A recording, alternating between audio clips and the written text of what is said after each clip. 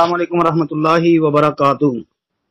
محترم بھائی نے پوسٹ بھیجی ہے جی، اپنا دودھ نہیں پلاتی تھی۔ نبی علیہ الصلوۃ والسلام کو جب دو آدمی یعنی فرشتے ایک پہاڑ پر لے گئے، وہاں دوزخیوں کے عذاب کی مختلف صورتیں نبی علیہ الصلوۃ والسلام کو دکھائی گئی، تو وہاں عورتوں کے عذاب کا ایک منظر بھی یہ بھی تھا کہ ان کی چھاتیاں سانپ نوچ رہے تھے۔ آپ علیہ السلام کو بتایا گیا کہ یہ وہ عورتیں ہیں جو اپنے بچوں کو اپنا دودھ نہیں پلاتی تھی جی۔ صحیح ابن خزیمہ، صحیح ابن حبان، ترغیب وغیرہ کا حوالہ ہے۔ اچھا جی، کہتے ہیں جی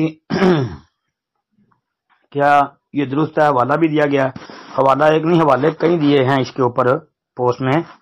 تو بھائی شیخ البانی رحمۃ اللہ علیہ نے اس کو صحیح ترغیب کے اندر درج کیا، جس طرح کہ آپ کو یہاں نظر آ رہا ہے، اور امام ابن حبان رحمۃ اللہ علیہ کے نزدیک بھی یہ صحیح روایت ہے اور ابن خزیمہ کے نزدیک بھی ظاہر بات ہے کہ امام ابن حبان اور امام ابن خزیمہ یہ جب اپنی کتب کے اندر روایت درج کرتے ہیں تو اگر یہ اس کے اوپر کلام نہ کریں تو ان کے نزدیک یہ صحیح ہوتی ہے۔